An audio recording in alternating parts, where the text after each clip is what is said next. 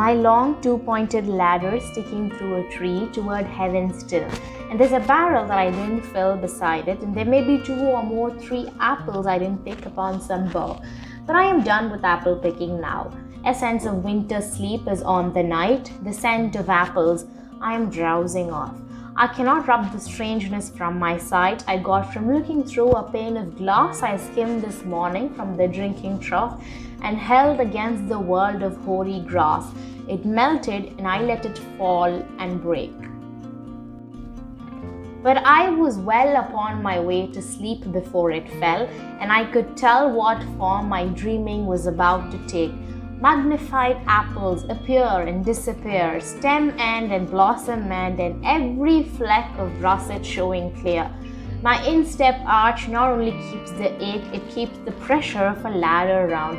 I feel the ladder sway as the bows bend, and I keep hearing from the cellar bin the rumbling sound of load on load of apples coming in. For I have had too much of apple picking. I am overtired of the great harvest I myself desired. They were 10,000 fruit to touch, cherish in hand, lift down, and not let fall. For all that struck the earth, no matter if not bruised or spiked with stubble, went surely to the cider apple heap as of no worth. One can see what will trouble the sleep of mind, whatever sleep it is. Were he not gone, the woodchuck could say whether it's like his long sleep as I describe its coming on, or just some human sleep. It's a 42-line end-rhymed poem. In this poem, as you read through, some rhymes do bring a sense of structure and solidity, whilst others, far apart, are like distant echoes. Clever use of enjambment and syntax strengthens this feeling of control and looseness of a new world unfolding out of the old. After apple picking is as much about picking apples as it is about winter, sleep, and weariness. You could say it has its fair share of ulteriority. There is the potential for spiritual interpretation, but that's not what we'll be touching upon in this essay. The speaker has seemingly been picking apples all day, and he stands now with his ladder pointing towards heaven, a curious detail to mention in recounting an everyday autumn experience. There are barrels yet to be filled, apples fallen to the ground, but he is overwhelmed by a strange weariness. At this juncture in the poem, the speaker drifts from awake to sleep, the scent of apples lingering.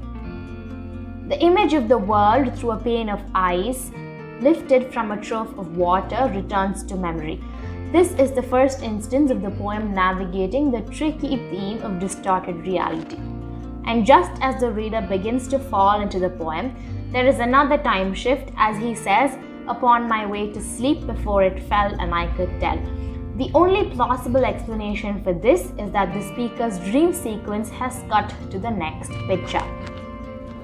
The description of the dream images that follow is disturbing and curious in equal part. The magnified apples, the sway of the ladder, the rumbling sound from the cellar, they are all a dream manifestation of an extreme exhaustion from picking apples all day. At this juncture, the falling apples return.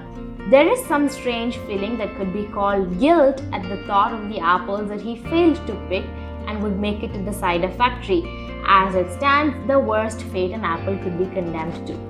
He thinks he knows what will haunt his sleep tonight, a vague feeling of guilt and exhaustion. He doesn't know if he will spend the impending winter in a human sleep or a hibernation. And then he goes to sleep. If you chose not to feel the ulterior vibe, the poem could be explored as a journey between sleep, the state of awakening, memories, and dreams. Since we've chosen to skip over the biblical metaphor, the other way to interpret the apple picking is an image for the creative effort. An exhausting, seemingly endless harvest of ideas, some of which make it to the story and some of which are condemned to the cider heap that ends with a kind of hibernation that is exclusively reserved to the poets that have written a disarmingly complicated narrative for apple picking in autumn.